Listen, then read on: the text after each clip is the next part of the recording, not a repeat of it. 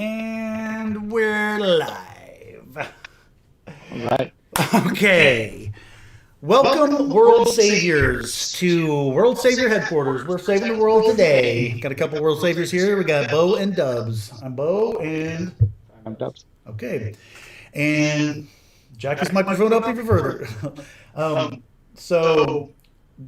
We've been figuring out all this technicality stuff. This has been fun. But we are... See? That's what I was... This whole process. Using 2010 technology isn't the easiest thing in the world. So how have you been? How was your life? Hey, we're hanging in there. We're surviving.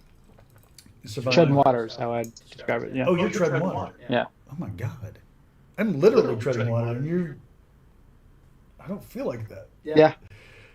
I feel like it's all a matter of perspective, I guess. Yeah. I mean, I'm ready to be homeless if I have to. So. Oh yeah. Not there yet, but I mean, Because I feel like I got it made with my micro retirement, and I just get a storage unit, and then survive. Just fend for yourself. Micro retirement. That's a new one on me. We do have new micro things going on now, right? Micro looting and whatnot. So yeah. What's the micro hallucination drugs you do? Oh yeah, microdosing. Yeah. Microdosing homelessness is what we should be doing. No. I don't think so. Yeah. Go be homeless for a night or even a half night. Okay, yeah. They call it camping, right?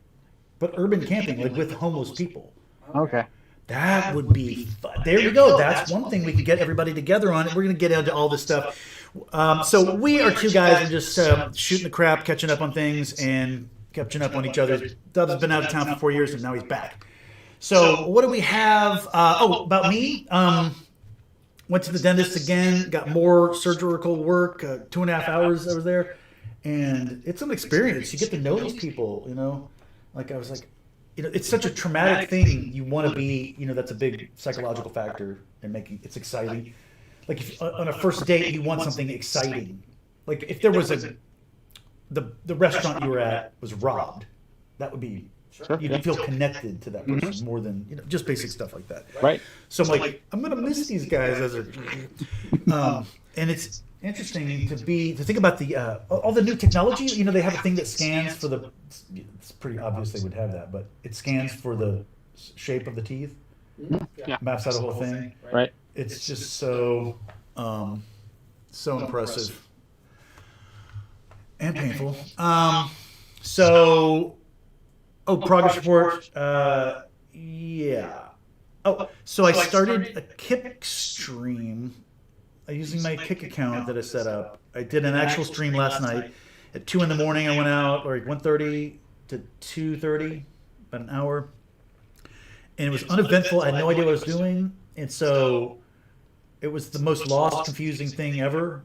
But it was, a guy riding around with a camera on his bike, Oh, okay. Oh, you did it like mobile. Yeah. Oh, because you can do it on your phone. Right. YouTube, to get it to be on your phone, let me subscribe if you'd like to. I don't know why you'd want to listen to me, but I need 1,000 subs to go live on my phone on YouTube. Right. But Kick is ready to give everything away, right? They're giving away the whole thing because they get 95% of the profits go to the person. Well, that's pretty good. Yeah. Whereas Twitch is 30% or something? I don't know. Yeah. But it is amazing. Like Asmongold, have you heard of this guy? Dude, I know that name. Yeah. He's a very popular streamer. Yeah. What does he stream? What's his focus? Culture. The politics is right wing. Your standard right wing person is not really a right wing person, but like me, a regular person just thinks obvious thoughts, and that's considered right wing. And then he's called the Roach King because his roaches in his house and he's not afraid of them, and he catches them and releases them or something. I don't know. Okay. Yeah, it's got a gross. Have you seen Meat Canyon? Is this animation series is off the chain? There's also Melvin Macabre. Melvin Macabre. These two animators. I think they're different animators, obviously, but both are into the grotesque animation, showing the worst side of things. So they can examine social, the Melvin guy did a Disney Adults, and he takes a plane of Disney adults flying, and he turns them into monsters, and shows their darkest sides, their obsession with Disney, and Oh, people that were into Disney. yeah. So there are Disney adults. I mean, that's actually coming out more with.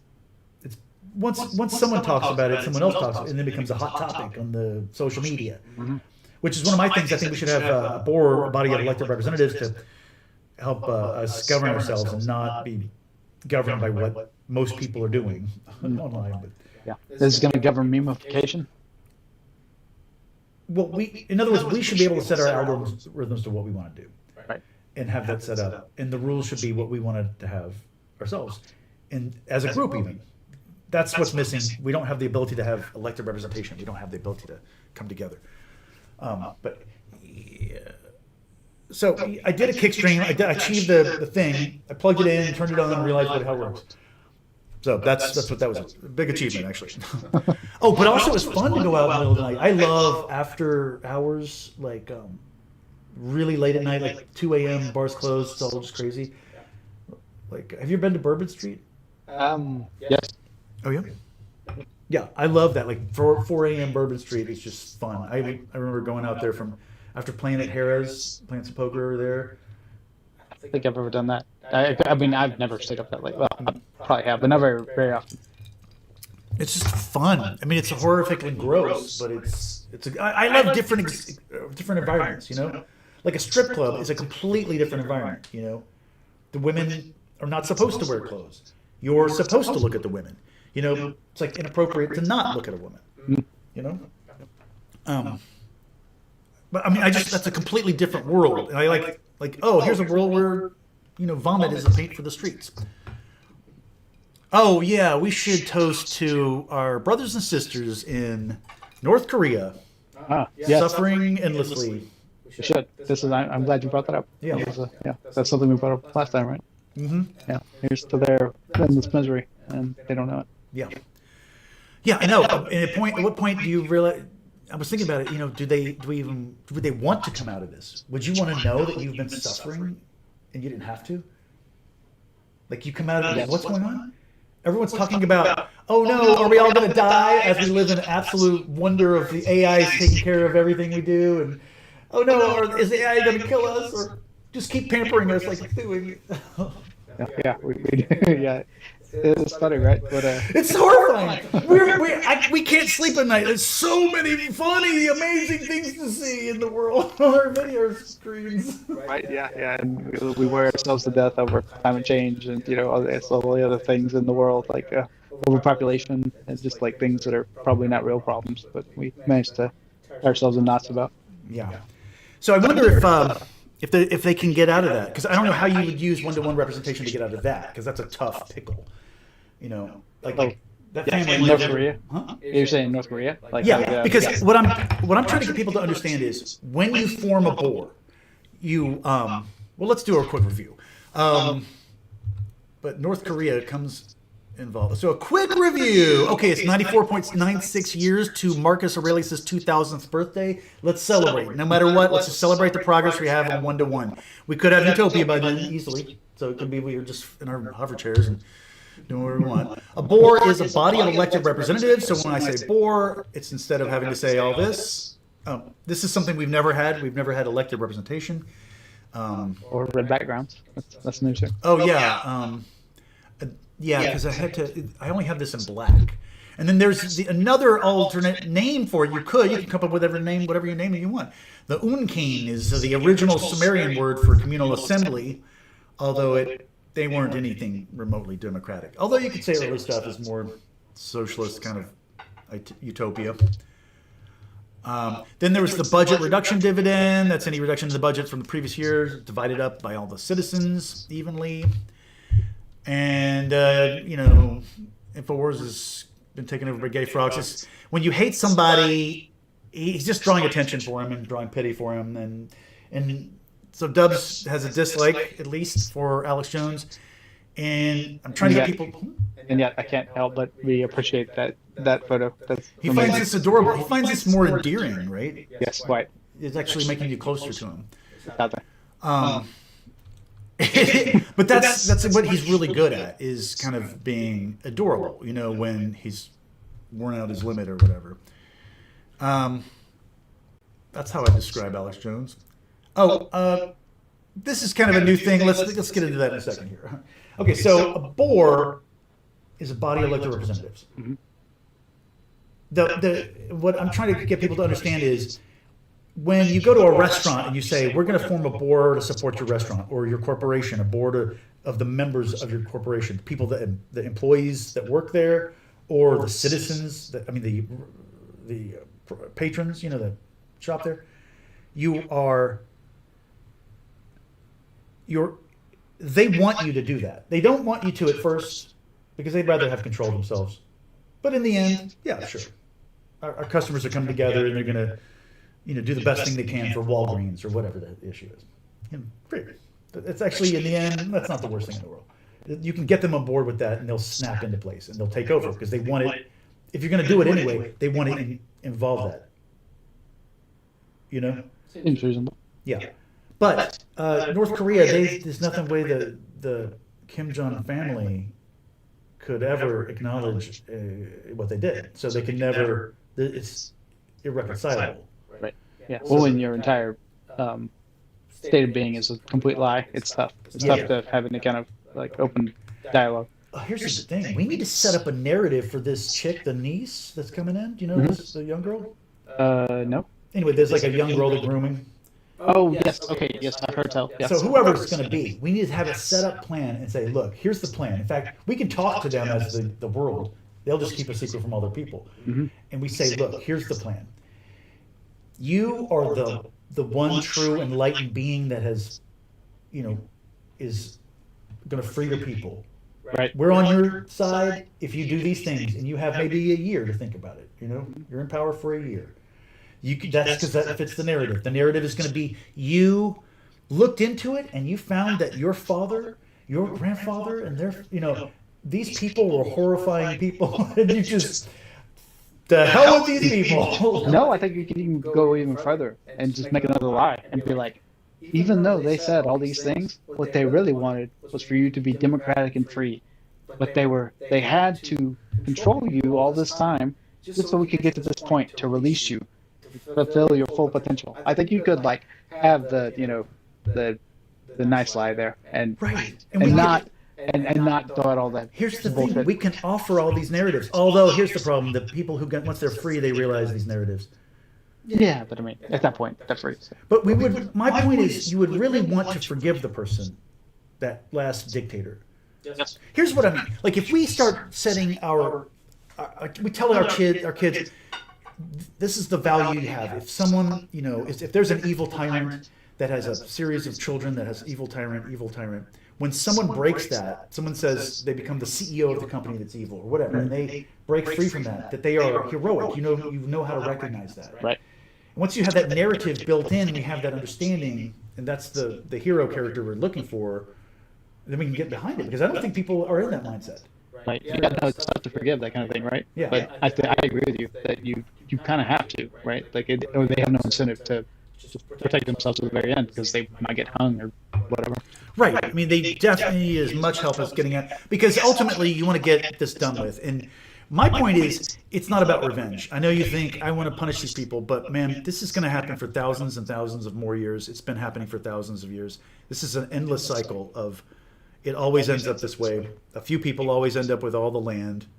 You know what a Sisyphia is from ancient Greece? No. The shaking of the burdens. That was a Solon the 500 BC comes into, because what happens eternally is everybody starts off with their own parcel of land, and this is a very utopian thing, and this is what so the guys in the hill country, do you know about all the left-wing socialism, communist kind of thing in the German people in the hill country? Oh, I was thinking about Texas hill country.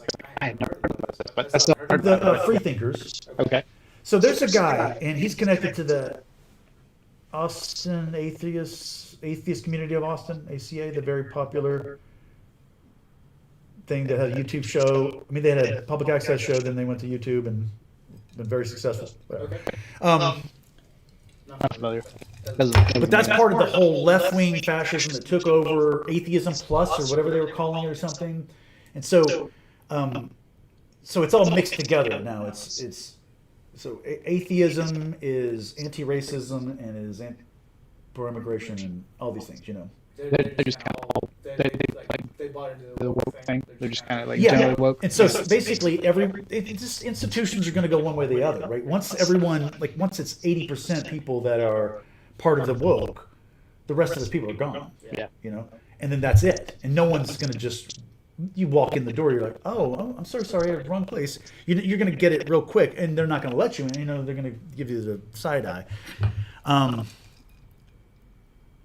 So anyway, he was talking about how the left wing, like Karl Marx's brother-in-law, set up one of the towns. He lived here in Texas. Really? Yeah. So there is. So first of all, one of my point is mentioning his bent on it. He's trying to make it sound like these guys were just super socialist, and that's all they were about, which sounds very socialist, but you know, not necessarily. Oh, because then they start dogging them and go, oh, but they were white supremacists because. And what is it? What's white supremacy? Not killing white babies. You know, basically, like if you have white people moving into an area with their white babies, even though they're communists, like this guy's like loving their whole politics. But oh, wait a minute, white people, that's got to be a problem. So you know, they just can't. It's like let people. God, that's like at such a higher level for us to all live in this rainbow community. That's like, you know, the icing on the cake. Let's get some fundamentals first. Let's learn to live. Let's learn to let, you know, racially homogenous groups live together first. We can't even get that. Jesus Christ. Anyway, as an It's something. But yeah, I think it's that one of our older conversations. What is it? The small difference thing. We're just like people fight over the smallest stuff, like for no good reason. Which is kind of that's the nature of things. Yeah. You know, like the most heinous arguments happen in like faculty meetings or whatever with people that are very much the same, but they're have small differences over. Yeah, whatever. and there's a mathematical aspect of it that it matters more if I'm communist type A, it matters more that I disagree and get communist type B out of the picture because this is the direction that we are going in. It's very close to the sectarian elements, right? In like religion. Yeah, there's just these mathematical functions that drive us to be. But once everything is stable, so stabilization. If you want to integrate society, you want immigrants together, you want everybody racial harmony, you want any kind of rainbow coalition. You want stability. You don't want people throwing bricks through buildings. You don't want people assaulting people for what they think. You want to be what I call unfascist. I don't think we've ever talked about it. But like unfascist is like basically a way of thinking of I'm going to support whatever people think or anything that happens inside someone's body. I support that. Have we talked about that? Anything that happens inside someone's body. Yeah, they feel something and they have feelings. Okay. I support the feelings, no matter what. So the time when that enters politics is, I feel sick to my stomach when no, I don't. Actually, I love seeing transgender men. You know, but I think I feel joy. I was like noticing this. I was driving down, and on top of one of the gay bars, there's like this drag queen up there going crazy. I'm like, all right, you know. I'm like, you know, here I am, a right wing guy. Why can't I wish I could share this with people. How to just enjoy the world. I hope because a lot of people are anti-trans fascism. They don't want the trans fascism. And then a lot of them are just anti-trans because they don't want any weirdos. They just have a normality thing. Yeah. And I want people to, you know, just, is it healthy or not? A guy on a building celebrating healthy, no matter what. That's also the weaponization aspect, you know, like if I'm anti-trans, I want no man dressed as a woman to have fun. I'm going to be against it no matter what, right? Right. Which is not really where, anyway, wonder why we're on this. Yeah, I have lost the thread here, but Yeah. I think I generally agree, but Maybe I have as well. Was there some kind of reminder of what I was talking about? Nope, that's trans. Speaking of trans. So there's trans people, and some guy was doing something. I love trans people. Oh, hating trans people. There's bad trans people. Something I can't remember. That's. it has something to do with it's we're too many hops on the road. Yeah, what does it matter? What's next on the agenda? Oh, let's get something else going on here. What do you got? Oh, well, this is totally new. Just the idea that this is my target, right? Is the beta generation. Okay. So they're not even born yet, or are they? I didn't know there was such a thing. I'm thinking beta male. Well, I'm saying beta male will be defined in 2060. Like when the beta males, like first of all, this is a statement about the phrase beta male. Mm-hmm. Like when we talk about a beta male as a weak person or whatever. Right. But what if they turn out to be total chads, right? This beta generation, Okay. and then literally beta male will mean like you were like a group that had their crap together. You marched in, you fixed the problem. You beta male to complete top of the anyway. So associating with generation beta. So we, in other words, we can't fix ourselves, right? I'm a 56-year-old man, whatever traits I have, that I have them. You got to grandfather things in. So you want to introduce a change, you increase just in the young people that are growing. And so let's focus on Gen Alpha and getting them to raise Gen Beta. You know, Right. So the parents of Gen Beta is the target audience that I'm looking for. Makes sense. Yeah. Oh, I guess I had to realize because you look at marketing stuff because I'm like, how do normal people communicate? And it's like you have a coherent message. You have complete your sentences and remember what you were talking about. And you know, who are you talking to? What's your audience? That is my audience. People who give a shit. People who care within that community, which is world savers. Oh, well, you can do new stuff. New stuff. So what's some new stuff you got? Or anything? Oh God, when you say new stuff, stuff that's happening in the world now, like things that New are stuff on our show. Uh, Our show is its own world now. Okay. Let's see. So the things I had queued up. So stuff that's like happening right now. This I thought might be interesting to talk about. Birthright citizenship. Yeah. Stuff going on with that. Okay. Do you have thoughts on that? Like, what is your position on that? And do you have any? Is that kind at all at 1-to-1? I guess we can get to that later. But yeah, let's start with that. Yeah, I don't understand why that would ever be allowed and why it was written so unclearly. Surely you should have seen that there would be an incentive, but then maybe that's what they were after. They want people to come here. And Well, at the time, it probably wasn't As big a problem, right? Like it was probably a lot harder to get your pregnant self across the border to come have like a baby in the United States. You know, like not at the founding, probably not nearly the same kind of. yeah, it doesn't work because I'm talking about when I talk about socialism, I want it to be fair, voluntary, obviously. So most people would say it's not socialism, but fair. It's not going to be where you just pop in and you get all the benefits. Right. Yeah. Citizenship has to mean something, right? Like Yeah. obligations and Back to that issue with Cesar Chavez, he's saying like if you can't just let people flood in to get the resources. Like there was some socialist governor of California that had some plan to feed homeless people with the food from the restaurants or who knows what it was, right? Some kind of free food plan. Well, everyone went across the country migrating over there. So the homeless people pulled them down. The needy, not necessarily, this is early on, so they weren't total degenerates like they are today,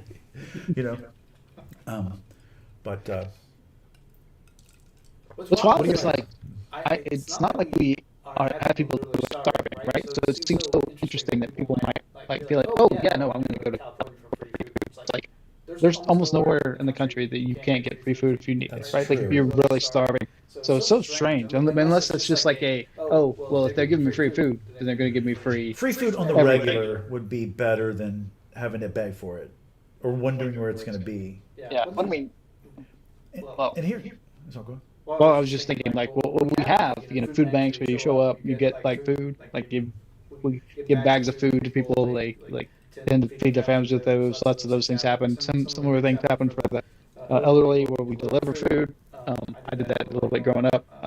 We just had these programs for doing that. Like, there's a lot of free food that just gets distributed. There's not a lot of people who go hungry in this country, so to me it's interesting that that's actually a draw somewhere.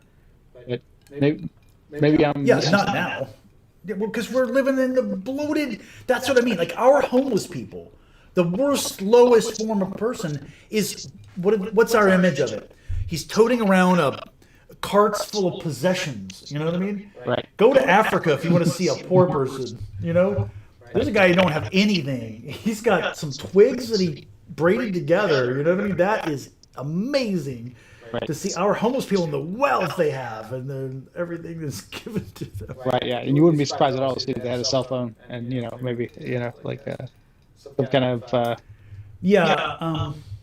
Some guy had a cell phone and he had to bike over. He biked over to the camp to get the cell phone tower to use the wireless, like a random citizen of the village. Did I tell you I went to the village and I got to go see them vote an election? I think I might have mentioned that.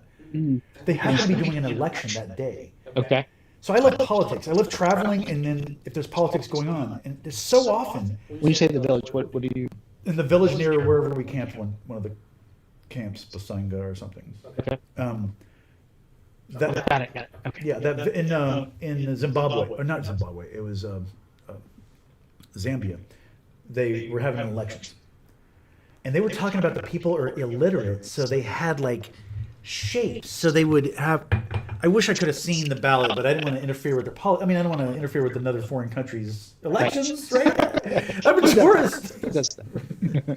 Obviously, anything flies in these villages, but I'm so passive, dude. But yeah. Tell me more about that. So you guys see they like have like shapes, and they vote for a shape.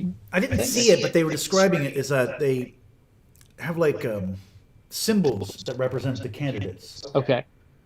Which doesn't make any. How did you know what symbol? Right, exactly, and it's like you're just being told what to do.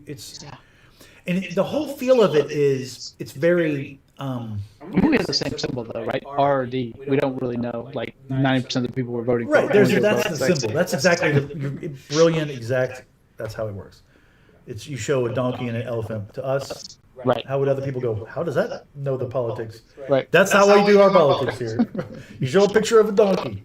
Oh. Or That's my donkey. have an actual picture, a photograph of an actual donkey. That's like idiocracy is brilliant. Did we talk enough about that, or? I mean, I think there's more there. But no, what do you got? What? Sneak peeks? But no, actually, I wonder if we have the same topic here. What do you got? Supreme Court thing? No, it's not Supreme Court. When we talk about citizenship back a little bit. Yeah. But yeah, no, go ahead. I've got more. But let's continue because this is Supreme Court, U.S. Supreme Court decided that, right? Yeah. So this is redistricting. Yeah. So the whole South had to maximize black votes. Everything was drawn specifically, legally, intentionally, blatantly to racially promote one race over another, and it's just that's how it's been. Wait, that doesn't look like the way you represent people. Like, but this is the other issue is that these are always drawn this way with the gerrymandering. Yeah. Oh yeah, because this is all one. So these two blue ones this is two. So this is all one here. Yeah. That is because we have districts. We don't need districts at all. Yes. Yeah, this was exactly on my list of things to bring up. I think it was right alley. Like how should we proportion if we were going to try and do this thing in a way that made any sense? Right. And this is it's a little complex. It's not like simple as just multi-winner. Well, okay, because each state has a certain amount. Like Texas has 38, I think, House members. Right. Yeah. So that means, I know we have a Louisiana picture, but Texas, the way we would do it is Texas gets the top. So each person elects a person. So that's that. Then you can have the process. People like to restrict who can run and whatever you want to do. But each person votes for one person, elects one person. Then you rank them all. And you take the top 38. That's the benchmark. Mm-hmm. That's what that is. That's how you would suggest doing it. So everyone would vote for everyone, or they would just vote for who they voted for, and it You would get be one. You can elect one person. Yeah. So you could do it the same way. You would do representation for House seats would be, Same sort of scenario, but it would be like I vote for someone, and we do the benchmarking, blah blah blah. Like Benchmarking within the state because it's a federation. This is not one nation. Mm-hmm. It's not one just whole thing. Right. and that's the tricky part. So Yeah. everyone wants to skip ahead and just annihilate the state existing. Yeah, but you would limit it to a state. You wouldn't have like county level or anything like that. You'd be like, all right, we have so many house allocations. Exactly. Just take the top. Yeah. So what I've realized in problem solving is that people go, oh, how can we tweak this? Because you're looking at this, but like the reality that behind this is we don't even need any of these things at all. So people think, oh, but the problem is that this district is oblong and weird. No, the problem is that it's a district. There shouldn't be any divisions whatsoever. I mean, unless they're needed to be. And why isn't that the Chestertonian approach? Let's start with just flat out reality. What do we need? We need to represent people. Do we need districts? Can we justify it? And if we can't justify bringing in districts, then we don't need it. Yeah. A lot of, I say a lot, the podcast do a lot of them are saying that we should need to expand the House, right? Right now, we just have these ginormous districts, and that's part of the problem. Like, the reason you have these bizarrely shaped districts is they're too big. We should just have smaller representation. No. What do you think of that? China's got like their They have like representative a body. million reps or something, right? Like, they have some ungodly large. 1,000, I think. No, it's way bigger than Oh, that. bigger than that? Okay. Oh, yeah. I mean, like, in terms of, I think they have something like a million represent. I mean, That's that's not. they have several billion people, right? So there's not even that many. I don't think proportionally, but they have. I don't believe that, but I mean it's totally possible. Right? Let me. No, I'm just saying. But that's my because I live in unreality, so I know that what I think is reality might not be reality, which is the key to happiness. But then some people don't want reality. But if you don't want reality and you shut it out, So it's like 3,000, which is nowhere near what I said. 3,000. But what I Oh, that happens all the time. That's like the ice pirate afro I told you about. I have to do some more research. What am I thinking of then? Because they definitely have more than that. Okay. At any rate, So I have this phone, and this is great for putting on your mouse. It's like resting your arm on this. I'm like, oh my god, I paid money for something that is not that, or that same sort of thing. They can strap it on. What's going on in Florida? What do you got there?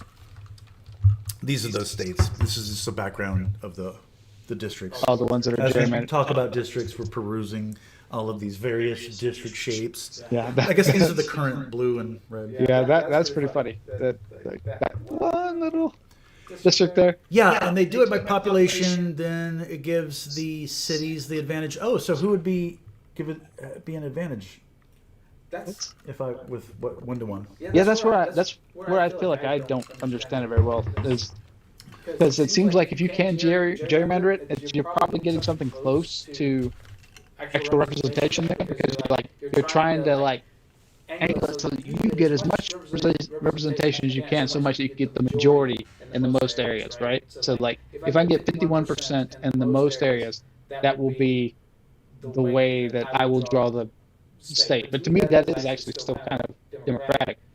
It's weird that you get to choose how to draw it. Yeah, it's Democrat-ish. I mean, that's what I mean. It's a grain of democracy.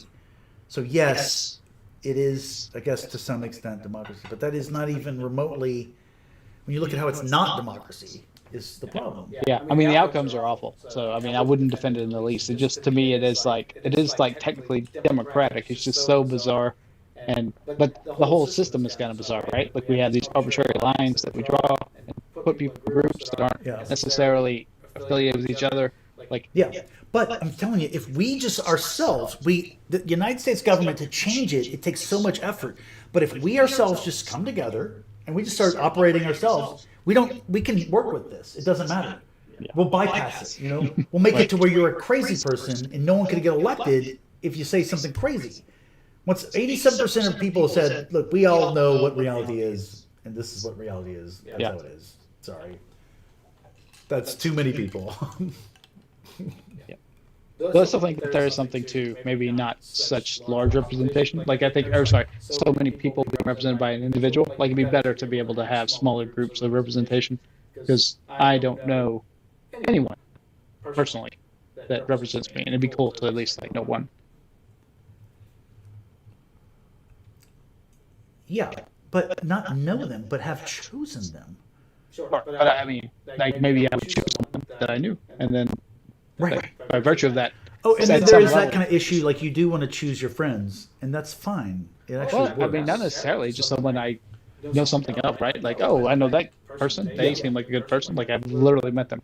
But there is an issue, like if you were to do this in middle school or high school or something, where everyone knows who voted for who, then it's complicated. Oh yeah. No, I don't want that. Now you can't you can't stop electing somebody. You have to keep electing them because it's going to Right. hurt their feelings. Yeah.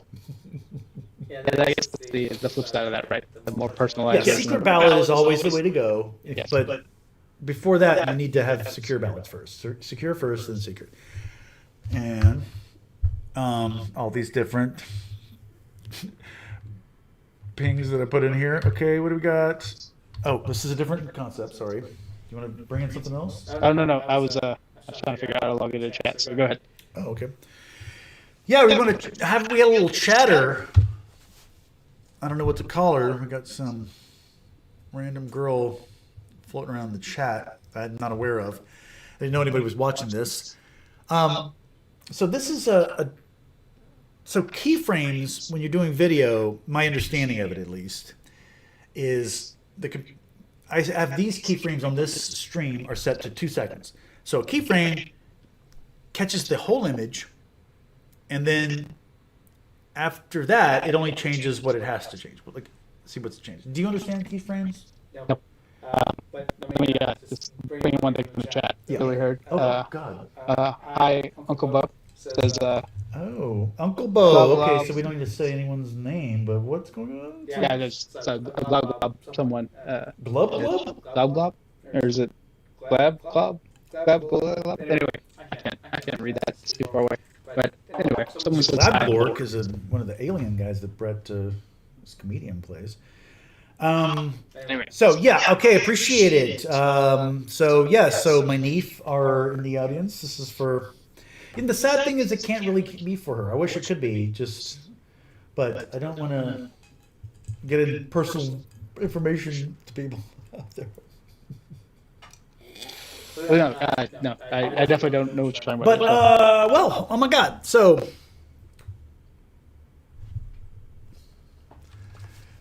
yeah, see, that's what I would not know how to. I would not how to. Now that someone's actually watching, one person, I'm completely thrown off. And actually, look. So my brother told me that, yeah. So, yeah, now that we have this other segment coming up, you know what I mean? Oh yeah. Well, I mean, you gotta do. This is the child portion of the show. Child friendly. Okay, so you ready to get on this? Yes. This is a new concept. This is one of the, so I'm communicating these things to you and everybody, and you're great because I can get feedback from you because you're not a little fragile snowflake in the fragility sense. Completely not, yeah. I can insult you and you don't melt. You just say, well, how am I that? Oh, you say I'm weak-minded. How am I weak-minded? You know what I mean? Like a truly stoic warrior. You know what I mean? A strong person is not afraid to be called weak. They're strong as hell. You know what I mean? A truly strong person, you can say they're weak, and everyone knows he's strong. I appreciate that. Yeah. But that's what I mean. Like, you know, and I'll so embrace my future beta self there. Okay. right, yeah, beta up. And I'm a very feminized male. Do you see me as feminized? No. See, this is the weird thing. Sometimes I'm like, I think I'm too masculine, and sometimes I'm like, no, way too feminine. We'll see. We'll see how it goes. Let's see if I can push my feminine out there. Okay, so I mean, just on that thread, what makes you say that? What makes you say you? this is actually insulting to women because I'm like, I was about to say, well, I'm weak. I let people walk all over me, like a woman, like a doormat. I mean, not that necessarily, but like, I'm passive, I guess. I let people. I don't like. Literally last night, kick streaming. The one thing, because I was like, okay, I guess it's not going to be a political narrative. It's going to be me riding a bike. So there's a fire truck coming, right? So there's a fire truck coming, and I'm like, oh, I don't want to run the red light, even though I've been running red lights on the whole stream. getting there, because that's what being on a bike is. Yeah. I mean, identifying as a pedestrian is what it is. But I'm all in the crosswalks or wherever. Wait, so you're saying the fact that you didn't do that when an ambulance was going by? I didn't follow the. If there's a fire truck, if you're recording a live show, and there ain't nothing going on, and there's a fire truck going by, you follow the fire truck. Oh. Okay. That's what you're supposed to do. All right. Okay. Not legally. And in the car, it's illegal within 500 feet. But I'm on a bike. And I'm this extra superhuman that has no legal standing. Well, that's funny. So I would never have that impulse, I don't think. To follow the fire truck. Right. Wait a minute. The impulse? I thought that was a male thing. Wait, when fire trucks would come by, well, you probably didn't get too many out in the middle of nowhere. But because even here, I will go, so many cop cars, because sometimes they go real fast. Mm-hmm. And it's like, wow, someone must have been, shot. And so you kind of want to see them all fly, when they fly down the road. No, I guess it's not that I don't have any kind of curiosity, but I don't have an inclination to go find out what happened. I'm going to go follow them and see what. Oh yeah. Wait, so there's one impulse is I want to see the ambulance as it goes by, which is insane. It makes no sense. How does that benefit me? I know it's an ambulance. It does, or what is it? Fire truck, ambulance? It doesn't matter. It's not like that matters to me. But when I lived in Houston, Wilcrest, we could.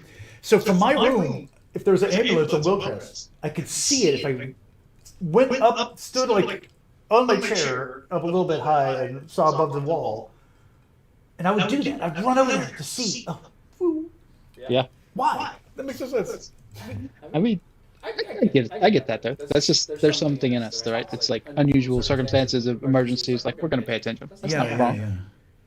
Oh my God, dude, we could talk all day about that house in Houston. It was all kinds of crazy stuff went down there because we were 2 houses from Wilcrest, a major street, and Houston's a wild city with all kinds of stuff going on all the time. Sure. And it's unreal. And so what's great is the stories you get, because in your life, maybe a dozen adventurous things happen, but you get together with people, everyone can share their dozen adventurous crazy. You're like, Houston's out of control, wild apocalypse land. Yeah.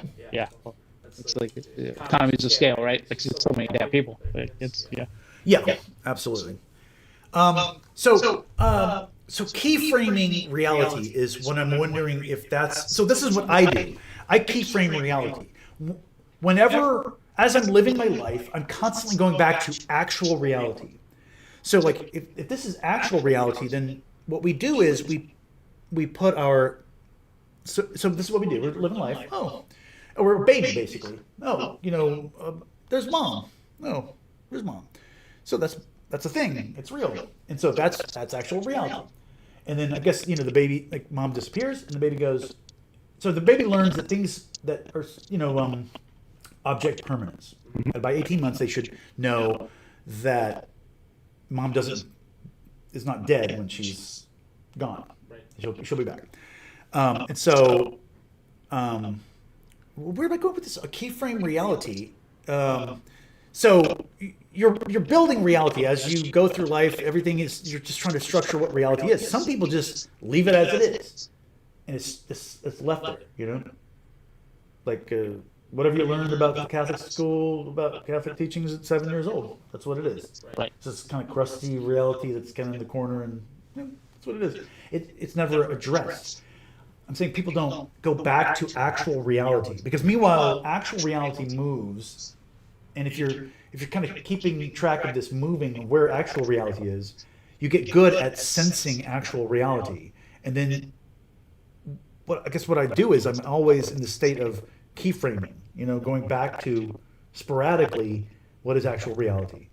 I think it would probably help me understand this. What is a keyframe? I don't actually know. Oh, in reality, so in video at least, a keyframe is you're telling the computer, take a picture of everything that's actually on the screen that's supposed to be outputted, and output that. Because you might hear that lag. I guess that lag, you'll have and there's a thing from 5 seconds previously still going boom. Mm-hmm. It needs to be keyframed. I'm making stuff up now. This is my understanding of keyframing. It's a thing. You have to set a keyframe amount of time. But I'm sure it's right. I just it's not a point of reference for me because I don't know. So it sets the video and then it divides it up into these little smaller rectangles. And if anything changes in these rectangles, then it adds something and changes it. So it doesn't have to constantly output the same thing. If it's a black screen, it's not going to constantly go, oh, a black screen? Okay, output the black screen. What is it, a black screen? It's constantly working at every time. Oh, God, constantly I got to examine every pixel and, you know. Okay, so yeah. So like it is like a region of the whole that represents the change that has happened. And that's the thing you should keep, like, pay attention to. Right. Because this distinguishes everything else. Okay. Right. So isn't it interesting? I have like a puppet show kind of. I act out the parts of the computer. That's how I express how things work in the computer. You're a teacher. Oh, I'm the motherboard. I'm overworked. You know, what do you call that when you're... Okay, so yeah, I know. I'm literally a technology teacher. Okay, so understand that you live by a manufactured version of actual reality. So there's 2 steps to this, I guess, right? It's great that this is right here. So understand that you are... Do you get that part? Do you understand that you live by a manufactured version of actual reality? Are you on board with that? Yeah, I mean, in the sense that I manufactured it, right? Like, yeah. Mine. Yeah. Yeah, you're trying to figure out what's going on. I mean, as far as you know, the world's round, you know, and that kind of thing. You know, that's your reality that you've understood to be true. And then periodically suss out, assess, and adjust that manufactured reality. So that's all this is saying. Mm-hmm. To keyframe them is just periodically do that. So how often do you do that? That's keyframing is what I'm saying. Okay. You know. Okay, whatever. How about that as a theory? As a what? A theory. Oh, you think this is a... We're dealing with reality. Forgot the name of the channel. Look, this is reality. Okay, we're going to get into that. Okay, so keyframe reality. Wow, did I just do this again? Okay, so your understanding of what actually exists is best. So unreality. So I have to figure out what unreality is because I'm branding myself as unrealitarian, and I'm a realitarian. So what's going on? How am I? So I have to figure this out as well as, you know, there is a concept that I'm trying to look for a word for. So I'm using the word for that. Okay. There's a concept you're looking for a word for. Oh, I have the word unreality. So what is unreality? I have a need to define that because I'm an unrealitarian. Right. But I also have a need for... I needed a word that floating around the ether. So it has to just conveniently... I've labeled myself unrealitarian. So why wouldn't I call this unreality? What is unreality? It's your understanding of what actually exists as best you can manufacture. So it's... I don't know if that makes sense. Anyway, you want your unreality to be as close to reality as possible. So, in other words, I live in unreality. What you say the Earth is round, I know that that's unreality. That's my point. You know that I know that I'm making that up. Right. Yeah. I guess we all have a perception. So yeah. So, and maybe that's the thing. It's not this keyframing thing I was talking about. Maybe it's just understand that whatever you think is some bullshit scenario you created to justify something or who knows what. Do you believe in objective truth, though? Do you think that there's some some mathematical way we could represent what reality is? Yeah, no, reality exists. It's my first rule or whatever. Yeah. You know, my advice to people. My first piece of wisdom is you are real, because I feel like people don't realize they're real. But yeah, but what is reality is whatever exists. So something exists, and that's what it is. So, I mean, objective, measurable, a thing that is true that is independent of you and I. Like our perceptions have nothing to do with it. Yes. Absolutely, yes. So 100%. Okay. That's because there are people that disagree on that point. So I think it's worth distinguishing. That's some rock level understanding of the world. Yeah, I agree. But just, not everyone does. So, yeah. But are they being honest? Is the other thing. You know what I mean? How could a homo not understand? Well, I think there's objective truth and there's objective truth, right? Some people say morality is objective morality, right? And so I think that some things maybe are more too complicated than maybe does it exist at all. Okay, so speaking of morality, so where do we go here? So speaking of morality, and we talk about like the ideal, maybe we say we'll measure the ideal utopia as who has the most benefit, the least amount of suffering, or whatever, right? Yeah. What about The most flourishing. What about flourishing? I like that. But it also measures suffering, right? Yeah. So what about insects?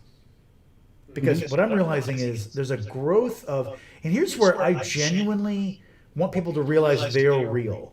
And when you kill a bug, you're killing a living animal, and it's your choice, to be a bug warrior, conquer the bugs. You're the winner. Woe to the vanquished. Wait, are you not a bow warrior or a bug warrior rather? Am I not a bug warrior? Bug warrior. No, I save bugs. I had to kill 2 gnats the other day, and I was like, oh my god! And it was right after another. It's like I immediately thought of Heinrich Himmler. Who's the quote about you can kill? It's harder to kill one man than a million, or whatever. Oh, that's maybe. I was thinking Oppenheimer for a second. As soon as I said, that's it. This is a gnat infestation. Are you getting gnats? I've had a few, not many. Yeah, but Brian was here Friday. He was here Friday, and he was so swarmed with the gnats, which is another thing. Like when another person, the Ash effect, when another person experiences it, the reality sets in for you. Because I'm doing nothing but gnats are all over me. I'm on my phone at night in bed, there's gnats all over the phone, and I'm just, maybe it's my life. I mean, I thought it were, so I don't know the difference between gnats and fruit flies. Like fruit flies you can get for apple cider vinegar. Do you know about that? Yeah. Yeah. Okay. I'm not sure I know the difference either. Well, gnats are they ain't into sweet stuff, so this is not into it. So, anyway, it was into plants. So I go online and do a basic, search like a beta male would do, and boom. Okay, so the plants are out of the house. So anyway, that's the result. But before I realized that, I was like, that's it. I had enough gnats, and I killed a gnat. And then as soon as I killed it, like 2 seconds later, another gnat, boom, killed him. I'm like, oh my god, I'm a gnat killing machine now. Wait, because you did it physically. But if you killed them indirectly through some other mechanism. Okay, first of all, my whole point is we need to stop letting bugs stick to sticky paper and die on their own. That is a horrifying death to me. What do you think? Is that horrifying or could be worse? I have no compunction about killing gnats. It doesn't bother me in the least. They don't register as entities that have consciousness or I don't even think about it. Okay. Oh, so it is a brain function that you're looking for before you? Yeah. Though I'm probably a little more more callous about that than I should be. I think growing up on a farm, you kind of just get used to everything dying, even if it's cute, sort of thing. Yeah. So this is from my perspective. We don't want to push it's wrong to kill bugs. No, kill as many bugs as you want. You're a bug warrior. Feel proud of yourself. You should have little tiny gnat heads mounted on your wall. Look how proud you are. But that's anyway. So it's a suffering. So you don't care about the suffering. No, it's not that I don't care about suffering. I guess I may think that gnats don't suffer in the same way, in a way that I care about. So maybe that's where I. Okay. Well, I mean. How did that's the idea of permanence. That's what I'm saying. Is like, here's a living animal, and you're a living animal, and you know that much, right? It could be that it's experiencing something. Yeah, but I know it doesn't. At least I know it doesn't experience the same way. No, it doesn't. Right? Don't they do that? I mean, do you think a gnat experiences life like I do? I don't think so. It doesn't. Not like you do. No one's saying that. Okay, well I thought. Gnats are equal to people. If I could just get gnats one to one, we'd outvote everybody. We're done. My gnatopia. I could be like a leader of the gnat army. I love it. So that I guess that's when you were. I don't want to say you were, but you were saying, living being. Well, to me, that's not, it doesn't have the same experience. It's not the same. Not the same. So I don't put them on the same level.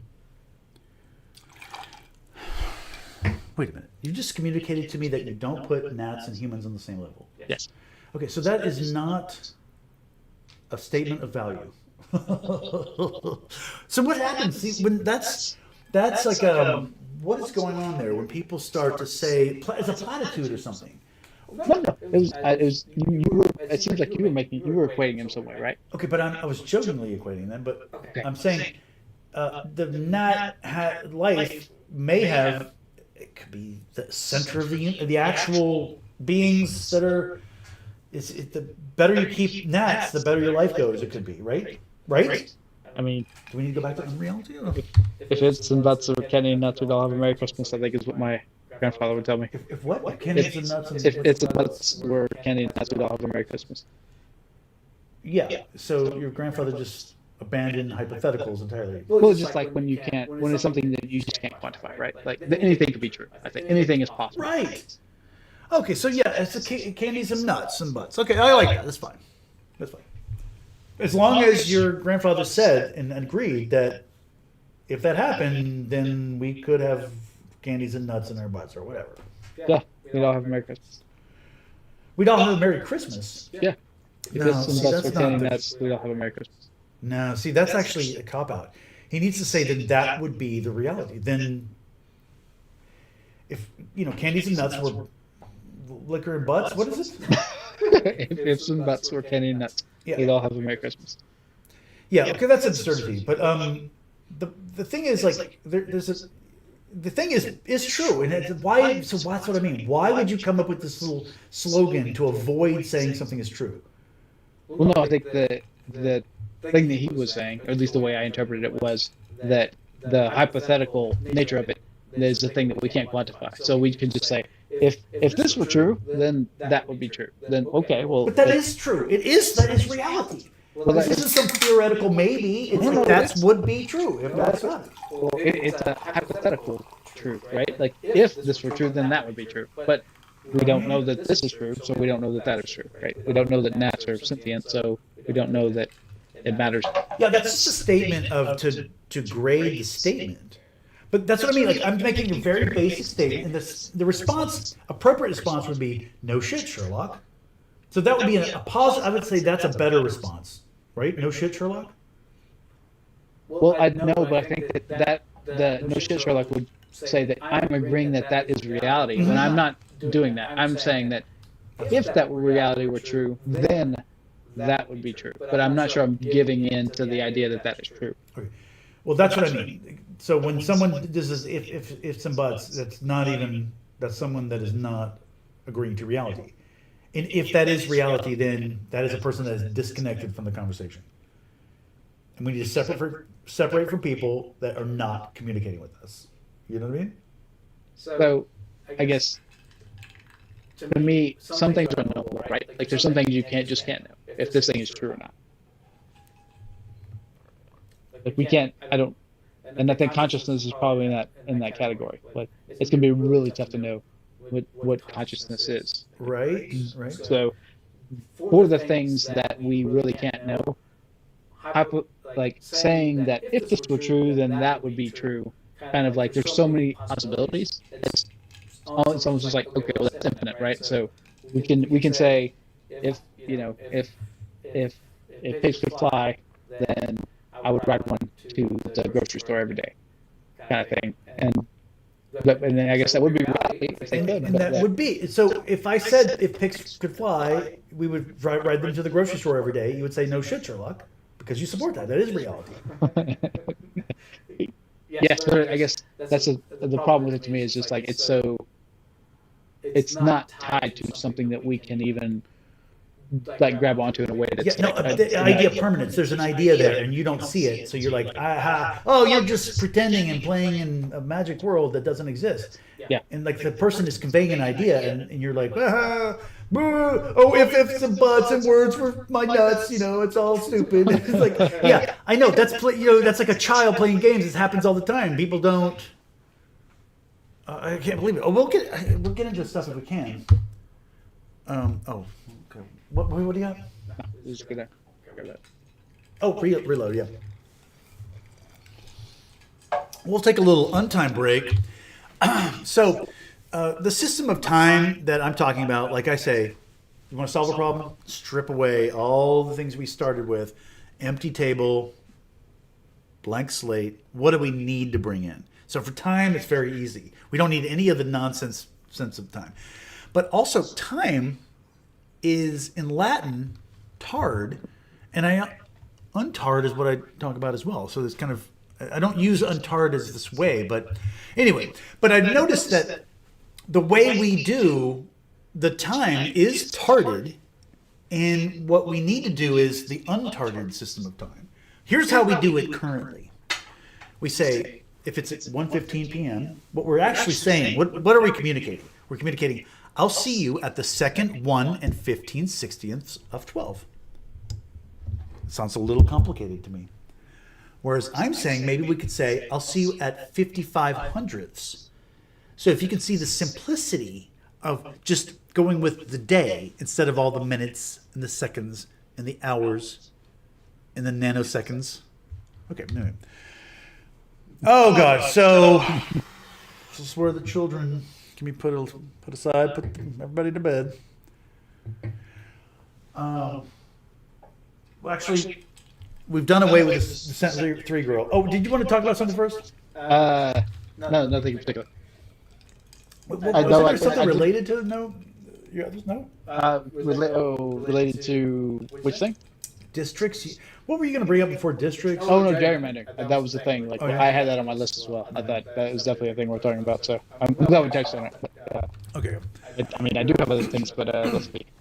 Go ahead. Okay, so we're not going to go with the Sent 3 girl anymore because we want to talk about objectifying women and what is a feminist approach. So we're going to take a feminist approach. Now, I don't know about Dubs. I haven't actually talked about this, but I am a feminist, and I don't know if Dubs is. Not particularly. But here's what it is. So feminists care about women, and masculists care about men. So we need to be a feminist and be a masculist. These are two separate things because we're two separate creatures. You know, men are completely different than women. When you're talking about them, they have different needs, different things. Everything's different. So I'm encouraging people to be a feminist and a masculist. So in other words, if you have a care for men as you're being a feminist and thinking about women, you're not going to just like disregard them like the groups that call themselves feminists, you know? I made the same argument. It didn't go over very well. So then you went with what the ignorant people told you to do. What did you say? Oh, It didn't go over very well, and what happened? What do you mean? I mean, I just made the same argument, and the feminists didn't much care for it. And then what happened? What did you do after that? You stopped? I mean, I just was sad. See, no longer are we going to be sad. We're going to be masculous. And masculists don't cry.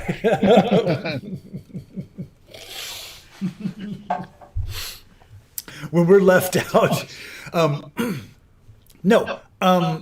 So what I'm saying is you should inject yourself into feminist spaces and say, no, I am a feminist and I'm a masculist, and you just come in with whatever. I don't know. Yeah, what do you think about that? I mean, I really like the color you chose for that. I think, first of all. Yeah, do you notice this is pink? Or is it just coming off as white? See, I thought it was white. So that's even better. I didn't catch the pink. But we want to talk about objectifying. Oh, wait. How do we get to this? No, wait a minute. Receipt paper. We're I haven't way objectified ahead. him. Wait a minute. Objectifying women. Feminist approach. Okay. So we want to talk about, let's look at some, women that want to. So here the issue is women want to be objectified, right? So what we're looking at is. Wait. Are you saying that's true? You're just saying that's a fundamental fact that women want to be objectified? Yeah. So women want to be objectified. They don't want to be objectified. So when do we do it? When do we not do it? What's going on? Yeah. Okay. Got it. So everyone sees that. The feminists would see them as defemulated or whatever. So here we have this is a track and field, and it's so people that are purporting themselves to be sexy, so track and field has been very sexualized lately, so you can see how sexualized it is now. So she knows what she's getting into. She is she is saying, objectify me, check me out. becomes a thing where we show our behinds to people. And so that's what this used to be, a sport, but now it's where we just show our behinds directly to the camera there. Well, what I think is fascinating is I'm not sure she knows at that point that she is being, like, she doesn't know where the camera is, right? Necessarily? Do you think she doesn't know where the cameras are? I mean, I don't know, because there's probably like 5 cameras out there, and like that one in particular is getting an extra good view of her. But she knows where physically she's putting herself. And see that? See where she puts herself? And where does this old man have nowhere else to go, but he's got to do his job? He's got to sit in a certain seat. He just does. And she just knows exactly where to position herself to just butt into his vision, knowing that he has no control. Yeah, see, you know, I feel a little bad for her in the sense that, like, in this case, I don't think she's actually trying to be objectified here. But other than, like, maybe unless she, especially if she didn't choose those shorts. Hold on, you're right. This is not a woman that wants to be objectified. So you're right. So that is a good point. This is actually a woman that is not. She's an athlete and she doesn't want to be objectified. Yeah, I mean, I don't know. And some camera is like, you know, they have all kinds of words for them now, but is, you know, perving out or whatever. I mean, they're doing their job. I mean, it's just like, you know, sometimes you just. Well, he's doing his job he's getting as much of the worst of the best shots that we would find to be the best, but in there, you know. So he does like zoom at that moment. I'm assuming it's a man. So here's the issue is every homo wants to be sexy, so sure. She wants to be sexy. And here's one of the problems is, like, if everybody wants to be sexy, we should realize, oh, yeah, she wants to be sexy. So if someone's saying she's sexy, it's good, but maybe not. Either way, look, how do we figure this out? I'd say we have a boar of women, right? Talk to us. What do you want? Figure it out. Okay. They'll let us know the objectifying rules. I like this. Yeah. And if we're completely wrong, maybe nobody wants to be objectified, and we're completely wrong. But we understand it to be, you want to be objectified. How do we do it? What are the rules about it? How does that work? Right. Yeah, I just think that women won't like that. I think that they don't want rules. They just want us to understand when they should and when we shouldn't. But once we start forming the boar, here's what I should start the boar on OnlyFans, and that way what's your view? Do you want women to be objectified or not? Oh, you're 100% objectification. Okay. And so we'll then start that off and go, well, I'm sorry, but the boar is voting this way. You don't want to participate? Then they get them in. That sounds like a plan. So then, yeah, actually, that is kind of the concept that, you know, if anti-objectionary people are being poured in, then they go, we need to get some objectioners in, and, you know. Okay, so enough of that shenanigans. So yeah, you got it. Oh, so yeah, seriously, that's not a joke. So by the way, when I say an idea here, I'm genuinely not making it up. I realize I don't need to be outrageous. My regular viewpoints are so outrageous to begin with. I'm genuinely saying we need to be feminist and masculist, but that's not outrageous, I guess. I don't think it's outrageous. I think it's just objectionable. Why objectionable to feminine by people who call themselves feminine? Yeah. Yeah. So they'd say I was not a feminist, and that's what I mean. Like words. Then I'd say, ha ha, words mean only what the speaker thinks it means. Ha ha. You forgot. If I could, and I can't even try to handle what I would think, but, you know, yeah, that's nice. The patriarchy is trying to, like, empower themselves, but, you know, like, that we don't need that. But they do need that, and so they're learning. I mean, so you know, what's coming out is the young women, are really hate men, right? Do you see the data on that? No. I mean, gosh, no. That's makes me sad. Yeah, but they hate women. You know what's going on in Korea, South Korea? Wait, who? What? Yeah, young women, Gen Z, whatever. Yeah, they hate men.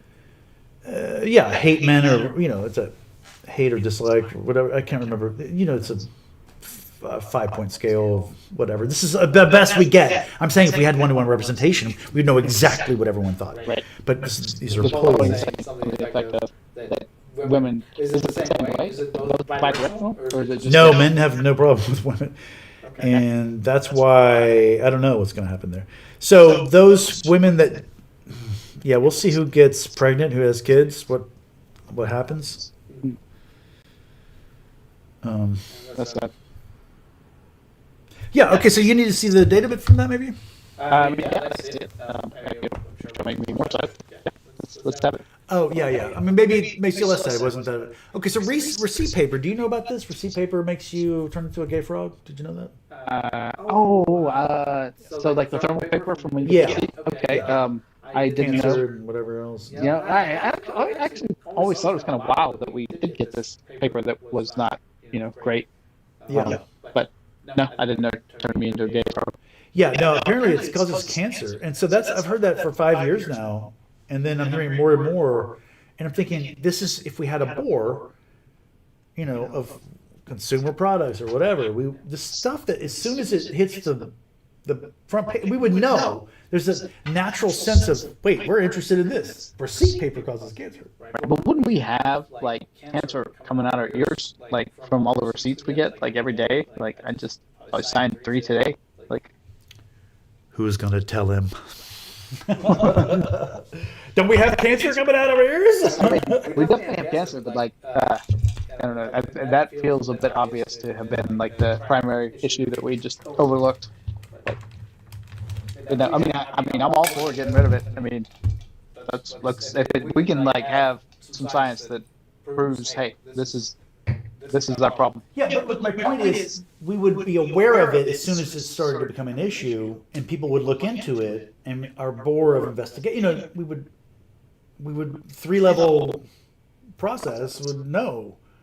Actually, this is a fucking legitimate problem. And the point is, no one would, and once that happened a few times, people would know, no, the bore's active now. We get what a bore is. The people have hive mind together. There's no pulling wool over their eyes anymore. You try to pull some kind of thing and say tobacco is healthy, they'll be on your ass. So you don't even advertise tobacco's just what a doctor ordered. You go a totally different direction. You know reality. You know that they're going to call you out on lies. You don't lie. There's the byproducts of it. But what are you thinking? Yeah, I mean, I like the concept for sure. I don't know. The thing I'm wondering is how do you keep it diversified, right? Because you're gonna have some people who are like, I don't think that's stupid. I don't want to spend any money on interrogating it. And then some people are gonna think, I'm really worried about that. But then some other people are like, oh, I care about fluoride. And then other people are like, So it needs to be, diversified, but also unified, right? In a way that like everyone can see the outcomes, but not everybody has to buy into every idea that you would go track down to see if it actually is a problem.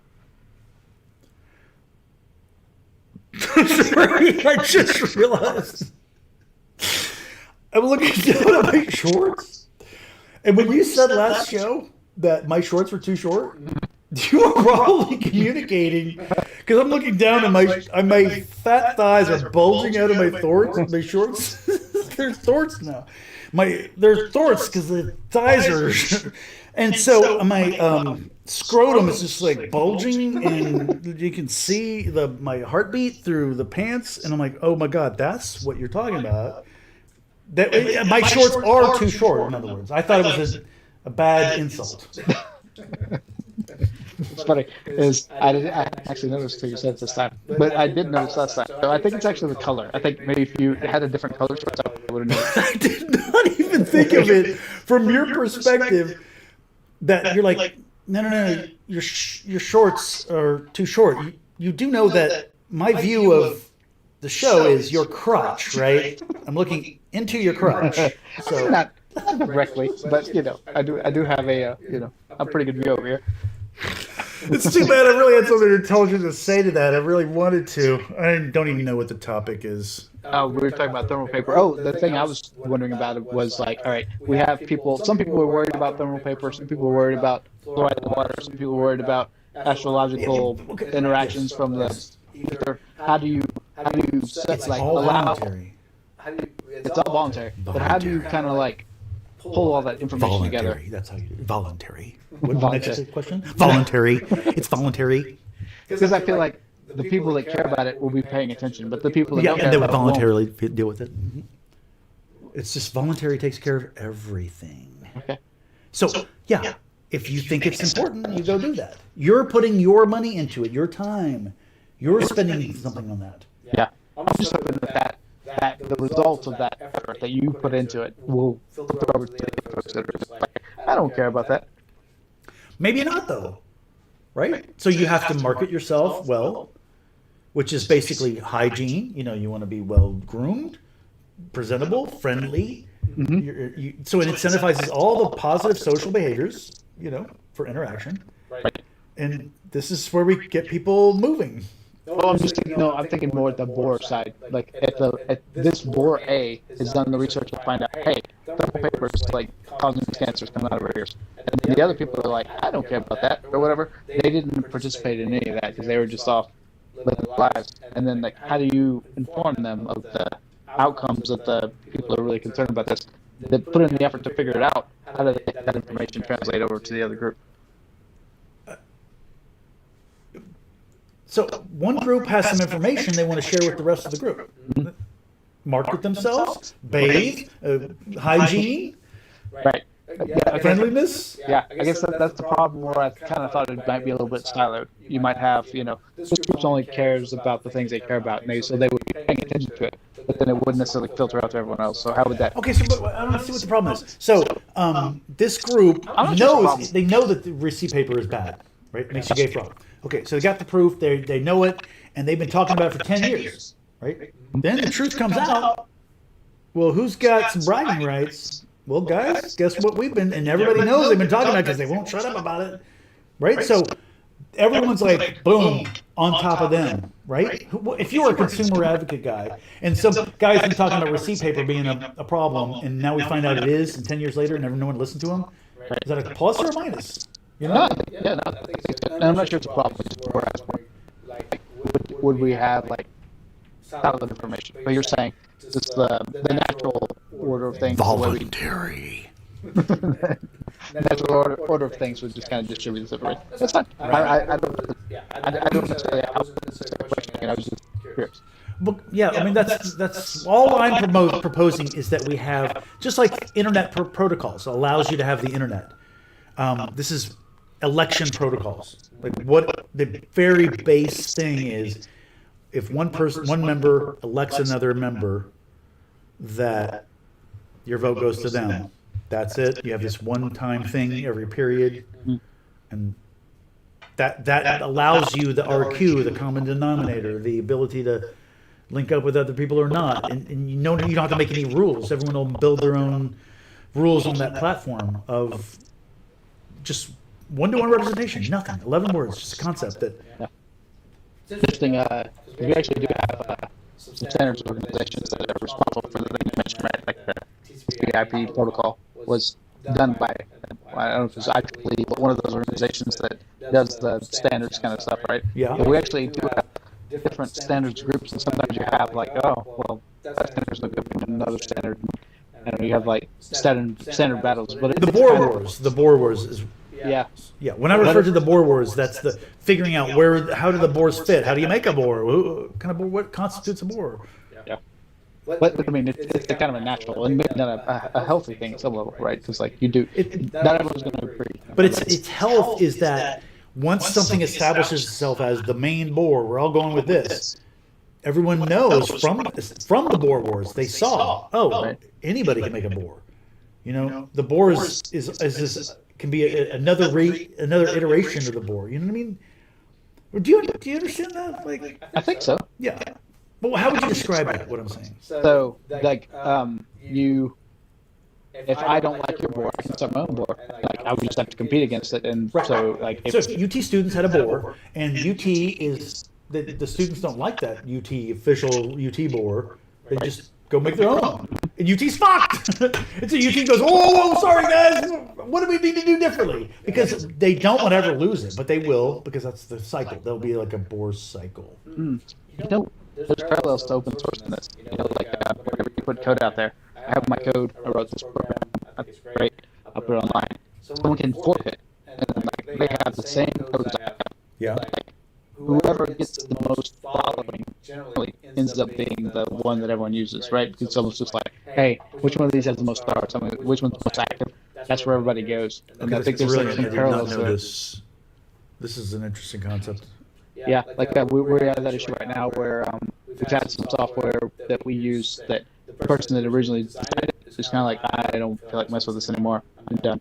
And so like then it's like, well, who's going to maintain this software? And if they don't say, hey, I am giving the ownership, or giving the ownership, it's kind of like, I have all this work I put into it. I'm delegating this person to carry on my work for me. Then it just kind of fragments, and 10 people fork it. But then whoever's been doing the most work or has the most following or whatever, but there's just kind of a natural sort of like fight over who's going to be the person that everyone follows. But there is just kind of generally a trend where you're like, okay, where's this the lab we're going to use because they have the most people, or for whatever reason, they're backed by Microsoft or whatever. Something will kind of give them more standing. And Oh, and you're kind of saying, in a way, you could go back to that original fork always. you could, yeah, it's always out there. But like, but it's like it's stuck, right? It's not evolving anymore. That's the one issue. It's like that's why you wouldn't want to be stuck with the old. It's just like, I mean, unless it's perfect. But generally, software has to evolve constantly. But couldn't you take the old and go, well, let's take all the things that we know we need from the new and go, whoop, stick it on. No, that's what people do. They fork it. They take it and they go this direction. But Okay, but so it's forking this way and it grows this way, and this is the dead end of the fork. right, yeah. But someone can find out, like, oh, these are the parts, since this fork, this is what's actually I like and what we want, and then take that and just, I mean, it's already there written. You just got to paste. Yeah, I mean, it's typically not quite that easy, but like, yeah, but like you totally can't, right? Like, oh, I'm going to take these pieces, put them back on this one, start my own. Right. So the threat of that is what keeps it all in line. I don't know about the forking thing, but with the board. But I think there's some level of that. But there's also the kind of level of some people just don't want to put in the effort either. Like many of us, like I'm not gonna maintain this software. So if someone's willing to put in the effort to like do the basic things to keep it running, I'm gonna follow them and be happy to follow them unless they do something really stupid. Okay. Because there's a lot of work, right, that goes into keeping a thing pristine and up to date, and there's just some care and feeding that it takes to have like that thing work. So I know. So this is what I mean. Can we have a board of people keeping track of this open source stuff? And we need enough people to be able to maintain whatever for all eternity at some point. Or Yeah. not. I mean, well, I feel like there's a natural element to it. It's really interesting because like there's a piece of software I use that is like fine, and there's nothing wrong with it, and it doesn't get a lot of changes, and so there's no reason to fork it. yeah. But like if I ever need to change to it, I might not get what I need, but I'm also not going to take on the responsibility to own that thing. So I'm just going to be like, well, I'll stick with that. But it doesn't. Some things are just good enough that they probably won't evolve anymore. But a lot of stuff is just like evolving so fast. It's everywhere. All right. Did you want to hit something else up, or? Let's see. Well, maybe we should. I don't know. How much do you have left? Oh yeah. Oh, let's see. Let's get through this at least.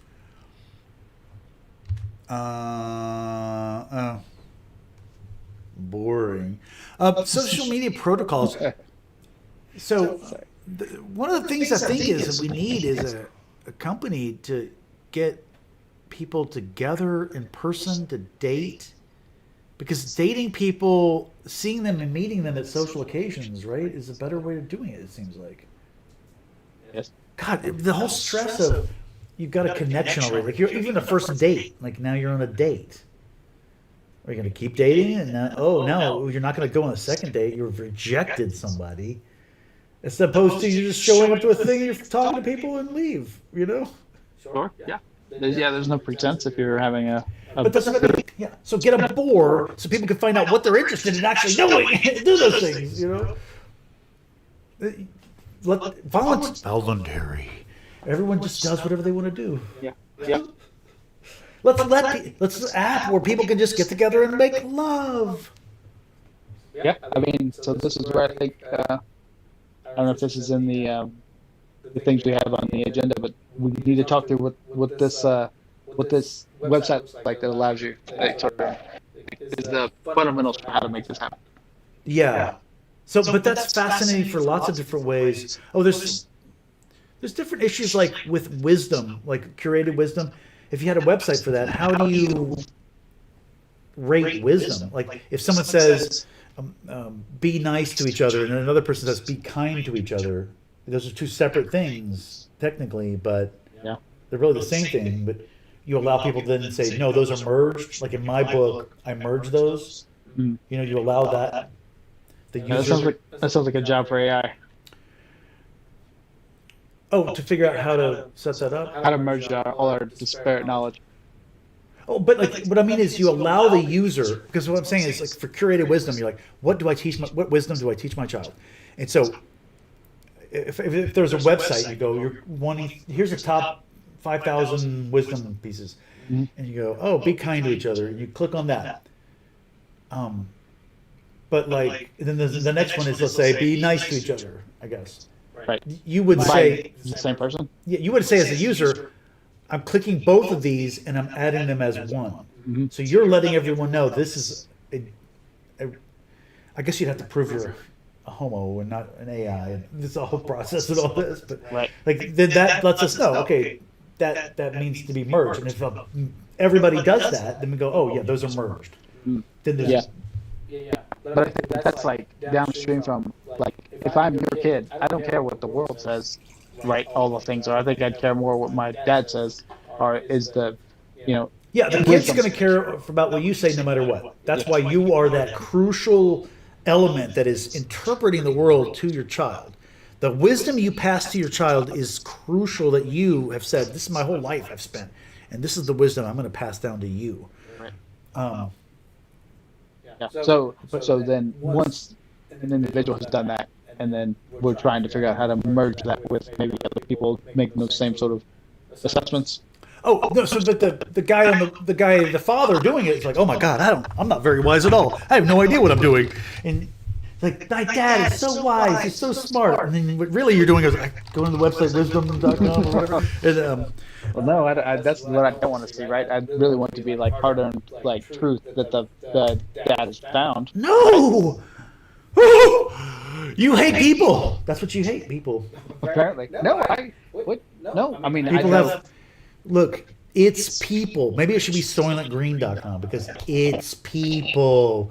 The wisdom is people's wisdom. It's what they have said they're going to pass down to their kids. Sure. Yeah, I'm not saying that's false. I think I'm thinking more like I don't want some platitudes the dad has looked up online. I want to know what he really thinks. But thinks That's what he really thinks. He's looking through the things. Everybody thinks it's wisdom. Yeah, I'm not saying he can't like. Surely he's read like the Stoics or whatever. He's had life experiences, but like that's what I'm after. At least But as that's a the child. thing. At least he went to a website that had curated wisdom by all of humanity in different groups, and you could say a subset. I just want like white people. If you just want to be white people or whatever, you can just do what white people think, I guess, and do whatever you want, and do anything and sort of. But obviously, if he's read books and he's philosophically well spoken, that's where he got it from. But either way, you would actually check and make sure you're not missing anything that's really good wisdom out there that everybody adopts. I mean, fair, but no, I think it'd be more just to be able to identify his specific knowledge. I think that's the thing I would care about more is like Yeah. the consumer of it. Well, the beauty of this is, if you're Gen Alpha, you will give the first curated wisdom to any generation. Let's get this across the board, Gen Alpha. You start giving the wisdom to your children. So you are the birth generation of actual wisdom. And then what we can do, like 50 years from now, is we can have AI erase all previous wisdom from history that was before 2028 or something. Let's say, And so anything that was said before 2028 that sounds wise, it's gone. I don't know what you're talking about. Yeah. And I don't think it'd necessarily be wrong. It'd be like, this has been superseded by the consolidated knowledge of everything we've accumulated with like deep dives on every piece of information and every variation of it. And here's the new set of things. I feel like that's likely. And I feel like it's going to happen before alpha think that'll happen like here for well, maybe I guess maybe Alpha. Maybe Alpha will be the first that gets that, but I think it'll be provided to them. It's like here's us all this information you ever wanted. Mm-hmm. All right. That appears to be a complete show. Look at that. Is that right or not? Yeah. Okay. All right. Thanks for sticking around with us. And if you're chatting, I'm sorry we couldn't get it, or I don't know. Were you seeing chats or anything? No, Okay. not beyond the initial there. All right. Appreciate my niece in there. And oh, do you think we'll do next Sunday or not? Probably. Probably. And I feel like that's a 40% probably. That's more on the weekend. Probably. Weekend? Is that a fun? Weekend. Yeah. All right. Okay, we did it. Thanks everyone for whatever. Oh my God, where's my mouse? Oh, it's 10 years later. Oh my God, what is happening? What the fuck?